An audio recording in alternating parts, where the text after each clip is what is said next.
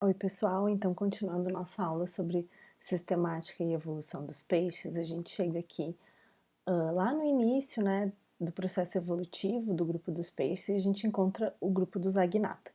Então, que grupo é esse? Esse é um grupo que reúne animais que não são mandibulados, né? Então, eles não têm mandíbulas, esse A é de negação.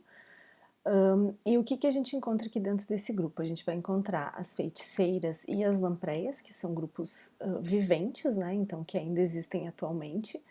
E também a gente tem um grupo extinto, que é o grupo dos ostracodermes, certo? Que ele aparece aí nessa filogenia que vocês estão vendo aqui marcada com a linha vermelha, tá?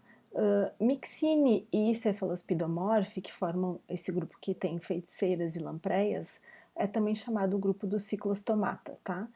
Esse ciclostomata, ele faz alusão a essa boca circular que é característica desse grupo, tá? Então, o que vocês estão vendo aqui nesse slide é um representante das feiticeiras, né, do grupo Myxine, e aqui dentro desse grupo a gente ainda não encontra vértebras, então esses animais têm um esqueleto cartilaginoso, tá?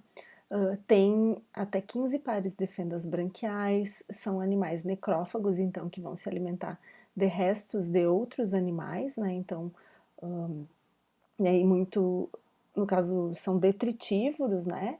Comem esses restos aí. A gente não encontra nadadeiras pares, então aqui é bem importante frisar isso, porque isso vai aparecer depois, então a gente só tem uma nadadeira e a gente também não tem nadadeira dorsal, que é uma coisa que aparece então nas lampreias. E aqui a gente tem um grupo que é essencialmente marinho, certo? Então depois a gente chega nas lampreias, que aqui nós encontramos uma diversidade maior, e aqui temos animais que habitam tanto água doce quanto água salgada, né? Então, marinhos ou dulcícolas. Nesses animais, então, a gente vê o surgimento das vértebras, que são, na verdade, estruturas semelhantes às vértebras se formando, não são como nós conhecemos, então, nos outros grupos dentro de vertebrados. Nós encontramos aqui 7 pares de fendas branquiais, e dentes córneos aparecem nesse grupo aqui. Na verdade, esses dentes, eles não são mineralizados como o que a gente conhece nos vertebrados, por exemplo. Então, são dentes córneos, né? E uma coisa interessante sobre esse grupo é que eles são anádromos, então eles se desenvolvem em água salgada, né, no ambiente marinho, e retornam para a água doce para se reproduzir, certo? Uma outra característica interessante que eu tenho que ressaltar para vocês são as nadadeiras dorsais raiadas, que aparecem aqui nesse grupo, diferente do que acontece nas feiticeiras. Aqui uma imagem para ilustrar melhor aí o grupo das lampreias, que vocês viram no slide anterior. Então aí a gente tem depois, dentro, também pertencente ao grupo dos agnata, então dos animais sem mandíbula, um grupo muito importante na evolução dos peixes, o grupo dos astracodermos. E o que é interessante aqui nesse grupo, que faz parte aí do processo evolutivo dos peixes que depois vão dar origem então aos tetrápoda, é o surgimento aqui de nadadeiras pares. Então aqui a gente tem um grupo que surgiu no Cambriano, mas que foi muito dominante no Siluriano e Devoniano, tá? Nesse grupo a gente encontrava peixes não muito grandes, então entre 10 e 50 centímetros, tá? E uma característica bem peculiar desse grupo era esse revestimento que eles tinham de ossos dérmicos, então essa carapaça bem pesada aí formando o corpo inteiro do animal. Então, apesar deles terem essa carapaça bem pesada ou escamas, né, placas dérmicas formando a parte externa do corpo, por dentro eles não tinham uma estrutura óssea. Por dentro eles eram formados por cartilagem, então um endoesqueleto cartilaginoso. Esses animais possivelmente eram detritívoros, né, então se alimentavam de detrito ali nos solos, né, então bem associados ao bentos, né, e eles eram fundamentalmente de água doce, certo? Então principalmente associados a ambiente de água doce. A gente vê então surgindo nesse grupo os apêndices pares, né? E ok, qual que é a relevância disso, né? Desses apêndices pares? Depois, né, no processo evolutivo, à medida que a evolução vai avançando, são esses apêndices pares, né? Então essas nadadeiras pares que vão dar origem depois a nadadeiras bem mais complexas e no futuro vão dar origem aos nossos membros, então braços e pernas que aparecem aos membros pareados e braços e pernas que aparecem nos seres humanos, mas que aparecem nos tetrápodes, certo? E aqui algumas imagens para mostrar para vocês a diversidade desse grupo. Então, apesar de ser um grupo essencialmente de tamanho de corpo pequeno, eles foram muito dominantes nos ambientes aquáticos do planeta Terra. Então, foram predominantes durante um bom tempo, né, no Siluriano e no Devoniano. Então, aqui vocês estão vendo exemplares, né? Então, esse Arandapsis que eu estou mostrando aqui no mouse foi um animal característico do Ordoviciano médio, né? Então a gente tem aqui exemplares que foram dominantes em diferentes períodos, né? Então no Siluriano tardio, no Devoniano inicial, né? O Anglapsis. E aqui a gente tem um tamanho de um peixe sem mandíbula para a gente ter uma ideia de padronização aí do tamanho. E uma larva de lampreia atual para a gente ter aí uma escala e poder comparar, certo? Então aqui a gente tem exemplares sem membros pareados, sem as nadadeiras pareadas e exemplares que já mostram aí nadadeiras pares. Aqui nessa filogenia a gente está vendo quanto tempo atrás que esse grupo existiu. Então a gente está vendo toda essa diversidade dos ostracodermes, né, presentes principalmente no Siluriano e no Devoniano. Vocês estão vendo que aí no Devoniano já tem todos os grupos já estão, no final do Devoniano, todos esses grupos já estão extintos, né? Que a filogenia, os ramos terminam aqui, e toda essa diversidade aqui que coexistiu durante um intervalo bem grande de tempo aqui, né? Entre uns 460 milhões de anos atrás até 300, né? 350 milhões de anos atrás, certo? Bom, aqui mais umas imagens para mostrar para vocês esses exemplares fósseis, né? Como que eles estão presentes no registro fóssil. Então, com essas carapaças bem pesadas, né? Que era característica, né? Fossilizadas. Bem resistentes, né? Na parte exterior, mas por dentro, lembrando por dentro, com um endoesqueleto cartilaginoso. Aqui esses representantes, né, que apareceram, foram dominantes em diferentes períodos. Bem, agora nós chegamos no grupo dos placodermes, um outro grupo extinto que vocês estão vendo aqui atrás, marcado com um vermelho, uma linha vermelha na filogenia. E o que a gente tem de interessante aqui nesse grupo? O surgimento das mandíbulas. Então, são os primeiros vertebrados que vão apresentar mandíbula, né? Então, é um grupo extinto já, né, que está presente no registro fóssil, e a partir daqui, então, a gente tem o grupo dos gnatostomados, que são os animais que apresentam mandíbula. Eu gostaria que vocês pensassem no que a mandíbula implica. Qual que é a importância da mandíbula na evolução dos animais, né? Tanto dos peixes quanto dos animais terrestres aí, os tetrápodes. Bom, depois que a mandíbula surge, e eu gostaria que vocês ficassem com isso em mente, ela é mantida em todos os grupos. A mandíbula não é perdida depois ao longo do processo de evolução. Ela é uma característica que é mantida, diferente de algumas características que surgem e depois vão sendo perdidas, né, no processo evolutivo. Alguns grupos acabam perdendo determinadas características. A mandíbula ela é mantida. Qual que é a importância dessa característica, né? Então, para vocês refletirem um pouco sobre isso, né? Então, eu trouxe essa imagem que ela é bem marcante, né? E remonta aí esse grande predador, né? Um tiranossauro rex, um bicho de porte enorme, né, que dominou aí o ambiente terrestre durante um bom período, e é para nós um exemplo máximo aí de um predador terrestre, né? O que tem de interessante aqui com relação à mandíbula? Bom, é a partir do surgimento da mandíbula que os animais deixam de ser filtradores ou hum, necrófagos, né? E começam a poder se alimentar de partículas maiores. Então, existe aqui a possibilidade deles se alimentarem de partículas maiores, né?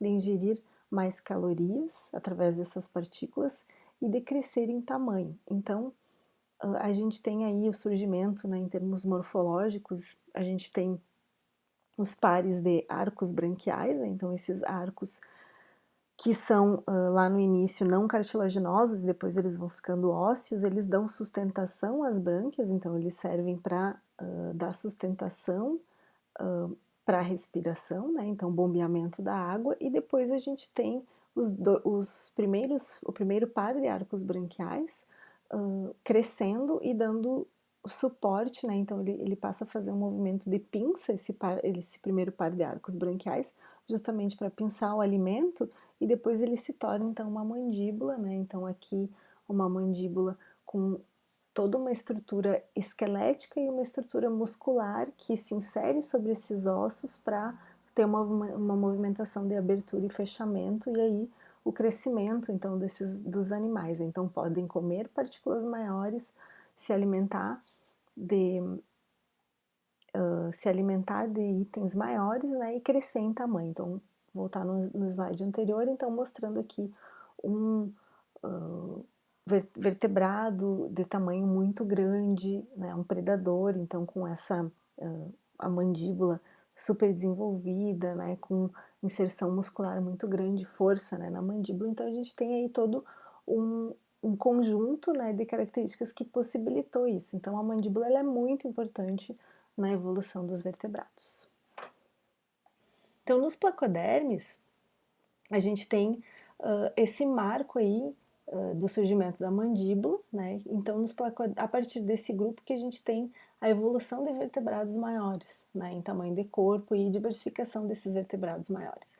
Então a mandíbula ela tem esse papel aí, ela permite a captura de presas maiores, uma ingestão calórica maior e o crescimento corporal dos vertebrados. Então teve uma diversidade bem grande esse grupo também, né? Então existindo entre uns 430 a 360 milhões de anos atrás. Então eles coexistiram com os tracodermes, certo?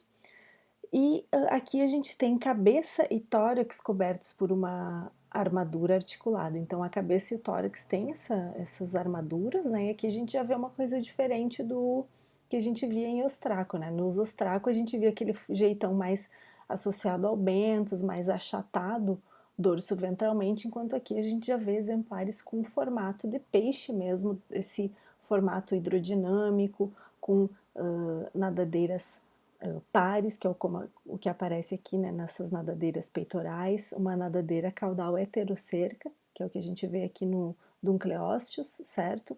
E esse jeitão de peixe bem hidrodinâmico, predador, que é o caso desse exemplar aqui do Dunkleosteus. Então esse animal aqui, especificamente o Dunkleosteus, foi um exemplar que teve uma ampla distribuição, então em todos os mares aí presentes, né? E também foi um dos primeiros grandes predadores dos mares, certo? Um bicho que atingia aí até 6 metros. Então, essa aqui é uma informação bem interessante a respeito desse gênero aqui.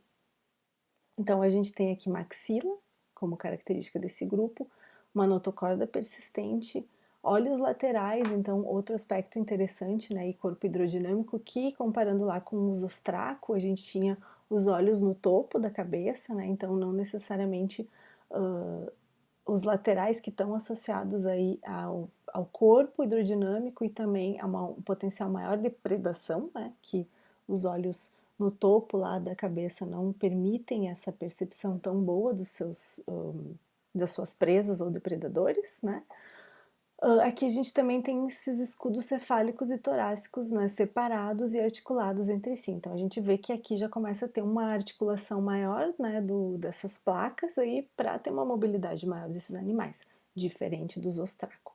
Então é legal da gente fazer essa comparação sempre também quando fala dos grupos atuais e dos grupos extintos, né? Quando a gente pensa nos grupos extintos, é sempre interessante a gente ir traçando esse paralelo na nossa mente, principalmente dessas características morfológicas que são chave na evolução dos grupos, né? Então, o surgimento das nadadeiras pareadas, o surgimento da maxila, né? Como que se deu a origem da maxila. Então, essas características que eu gosto que vocês tenham em mente, essas características que são chave aí no processo evolutivo, tá? Então aqui tem um paper do Olive e colaboradores que mostra aí os hábitats desses animais aí no Devoniano. Então aqui um berçário de Placodermes no Devoniano, então animais marinhos já, nesse caso a gente tem animais marinhos, comparando com os ostracos que eram essencialmente de água doce, então a gente tem aqui outro tipo de ocupação de hábitat, né? Apesar deles também terem coexistido. E aqui vocês estão vendo onde que estão situados os placodermes em termos evolutivos e sua relação aqui com grupos como Chondrictis, acantódeos, que vocês vão ver na sequência que é um outro grupo extinto, e os Osteictes, tá? Então a gente tem eles separados, formando aqui um grupo, mas ainda gnatostomados, e vocês veem que tem uma diversidade bem grande dentro do grupo, né? Então, agora eles apresentando um jeitão mais de peixe comparando com os ostracoderms, certo? Daí aqui a gente tem o Chondrictis, os acantódeos, que são conhecidos como o grupo mais próximo dos atuais osteídeos. Bem, ainda dentro dos gnatostomados, então um grupo que é bem conhecido por suas grandes mandíbulas é o grupo dos Chondrictis, certo? E nesse grupo a gente tem um esqueleto ósseo sendo substituído por um esqueleto cartilaginoso, tá? A gente tem outras características que são diagnósticas desse grupo, que eu vou dar para vocês numa aula só sobre Chondrictis, mas aqui dentro a gente encontra dois grupos, então o grupo chamado Holocéphale, né, que corresponde às quimeras, que é um grupo com diversidade bem pequena, desses animais que são marinhos, né, e habitam grandes profundidades, então aqui um exemplar de uma quimera, e um outro grupo, né, que é chamado Elasmobranque, em que a gente tem aí os tubarões e as raias, então Holocéphale e Elasmobranque compondo aí os condrídeos, certo? A gente vai ter uma aula só sobre esse grupo. Vamos ver todas as características diagnósticas, né, como o número de fendas branquiais, o fígado, né, bem grande, o esqueleto cartilaginoso, o revestimento do corpo, o modo reprodutivo. Então nós vamos passar por isso numa aula só sobre elasmobranque, mais focada em elasmobranque, mas sobre condrídeos, tá? E aí em acantóide, né, seguindo a nossa linha aqui dentro da árvore filogenética, a gente tem um grupo que já está extinto, que aparece aqui em vermelho, né? Vocês estão vendo ele aqui nesse retângulo tracejado. A gente tem o surgimento de uma característica bem importante que não existe nos condrictes e que também não existe nos placodermes, que é um opérculo ósseo, né? Então, por isso a gente tem aqui um grupo que é conhecido como o ancestral dos osteíctes, que é esse grupo que vem aqui na sequência, né? Então, em acantóide a gente tem esse opérculo que protege as brânquias e ele é formado por uma estrutura óssea, certo? Qual que é a importância desse opérculo? É a proteção que esse opérculo conferia, então, às brânquias, né, do animal, certo? Então, o opérculo aparecendo aqui faz com que esse seja o provável grupo irmão dos peixes ósseos modernos. Mas se vocês olharem com calma, vocês podem ver que esse grupo ele tem características que também fazem com que ele seja bem próximo dos condrictes, né, dos peixes dos tubarões, né, principalmente, que a gente vê aqui essa nadadeira caudal heterocerca que eu estou mostrando aqui para vocês com o mouse, que é uma característica que aparece nos tubarões. Aqui a gente tem um número bem grande de nadadeiras pareadas, né, aparecendo nesse grupo, né, as nadadeiras raiadas né, com inserção de raios dérmicos aparecendo aqui também, e um grupo de grandes predadores dos mares, que é o que a gente vê aqui em climáteos e acantóides, certo? Acantoides. E aí a gente chega então no grupo dos osteíctides. Bom, aqui a gente tem então todo esse grupo, né? Então um grupo que vai incluir os peixes de nadadeira arraiada, que correspondem à maior diversidade de peixes, está dentro desse grupo aqui. A gente tem ainda o Sarcopterígena, os peixes pulmonados, então que reúne a Actinistia, né, cujo representante principal aí é o selacanto, nós vamos ver mais sobre esse grupo, e Dipnoi aqui, os peixes pulmonados, então aqui a gente tem os peixes de nadadeira lobada aparecendo aqui nesse grupo. Né? Então, lembrando que em Actinopterígio, os peixes de nadadeira arraiada, que a gente tem maior diversidade dentro dos peixes.